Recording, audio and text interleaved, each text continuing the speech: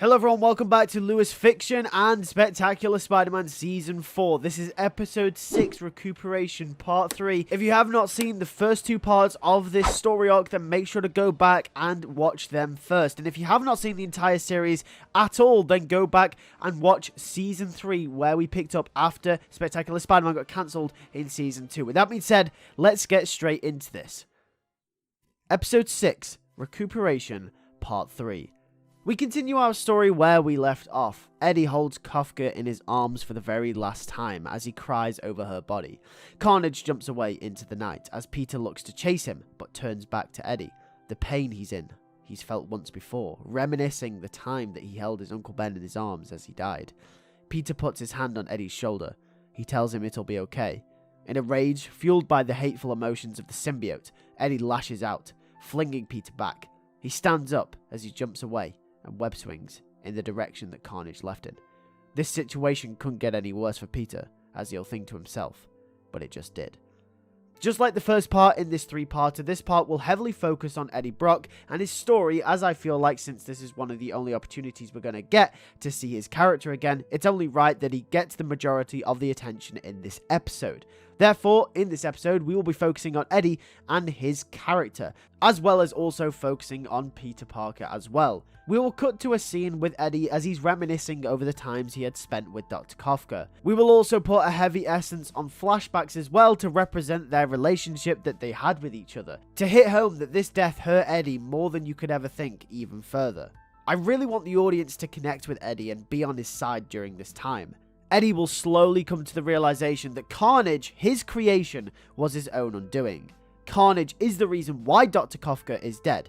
If he wasn't so adamant on getting revenge on Spider-Man, none of this would have happened, and someone that he loved died because of it. During this time, Eddie will almost parallel Peter's responsibility arc from before the show even started, going through his own version of that classic Spider-Man story.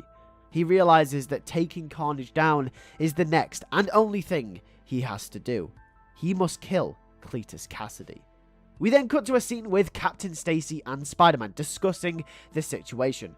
Peter will say that Eddie was close with Dr. Kafka from what he gathered. Captain Stacy will look down, sad almost.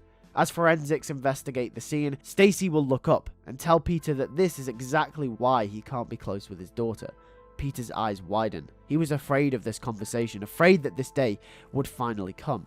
Stacy explains that Gwen has been down lately, and she won't really tell him why, until he realized she stopped seeing you. He will tell Peter how she used to mention him all the time, until recently.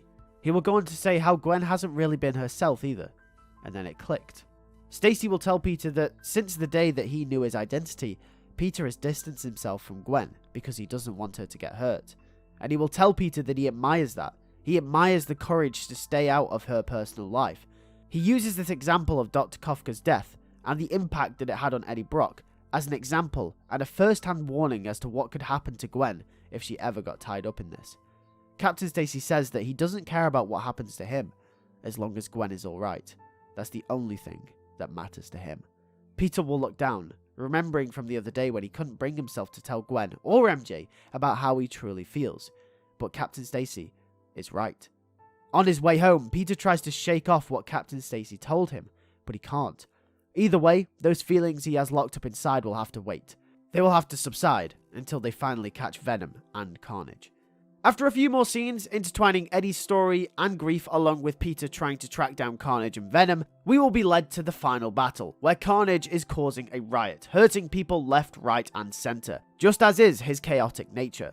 And wherever Carnage is, Venom will follow. Venom confronts Carnage on the scene. We will get a rageful interaction between the two. Venom is furious that Carnage killed Dr. Kafka. He will say that we will kill you, and Carnage will simply laugh and say that he would like to see him try. Venom and Carnage will jump at each other before Spider-Man can arrive on the scene. Shortly after, Captain Stacy will also arrive on the scene as well. Spider-Man jumps straight into the fight. During a quiet moment in the battle, Venom and Spider-Man hesitantly decide to put aside their differences to help take down Carnage as he needs to be stopped. He is too powerful for them individually. They need to help each other. However, the fight is brutal, as buildings are destroyed and cars are set alight around them. It is the most destructive battle since the Green Goblin fight in Season 2.